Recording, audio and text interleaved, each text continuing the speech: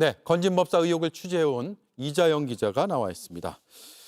본인이 윤석열 당선을 예언했다 이렇게 주장하고 있고 실제로 후보 시절에도 어깨에 손 얹는 그런 장면 조금 전에 공개됐잖아요. 이미 2022년 때부터 알려진 그런 영상이죠. 네, 맞습니다. 말씀하신 것처럼 2022년 초부터 이미 논란이 됐던 영상입니다. 나가고 있는데요. 윤석열 당시 대선 후보 시절인데 이 건진법사가 어깨와 등을 저렇게 좀 툭툭 거리낌 없이 치는 모습이고요.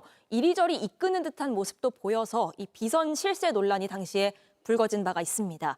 그러자 윤 전 대통령은 마치 잘 모르는 사람인 것처럼 해명을 내놓은 바가 있는데 잠깐 들어보겠습니다. 예.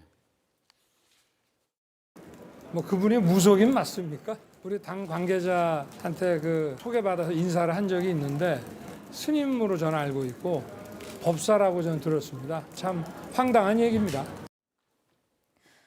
네, 하지만 건진법사는 앞서 리포트에서 보신 것처럼 이 JTBC와의 인터뷰에서 윤 전 대통령 검사 시절에 이미 대통령 될 거라고 자신이 예언해줬다고 밝혔습니다. 예. 이 김건희 씨와는 10여 년 전부터 알고 지냈다고 하면서 영부인이 된 뒤에도 연락을 주고받았다고 인정을 했습니다. 그리고 지난주엔 결국 이 김건희 씨에게 통일교 청탁 전달한 혐의로 구속까지 됐습니다.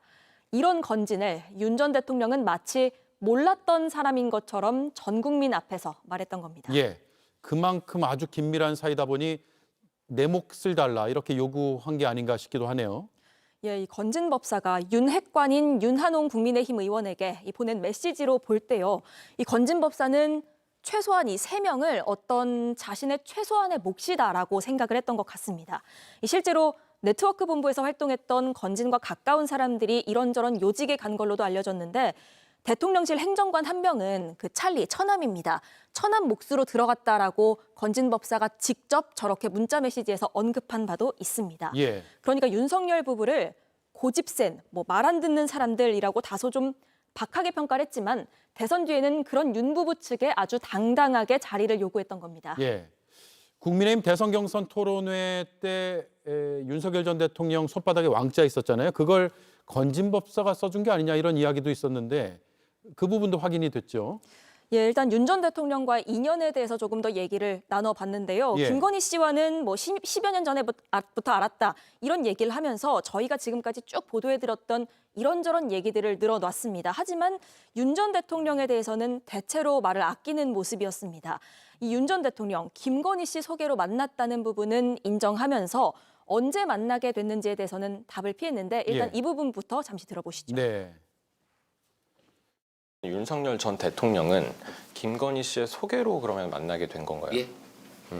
언제 처음 만나게 됐나요? 그래서 그 부분도 사실은 궁금하시겠지만은 네. 좀 예민한 부분이 돼서 그래서 제가 정확한 시기를 얘기하는 것은 불편할 수 있어서.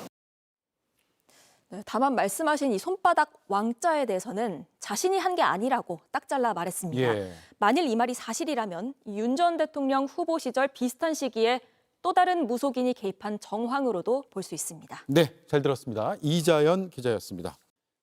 JTBC 뉴스를 시청해 주셔서 고맙습니다. 저희는 저녁 6시 30분 뉴스룸에서 뵙겠습니다.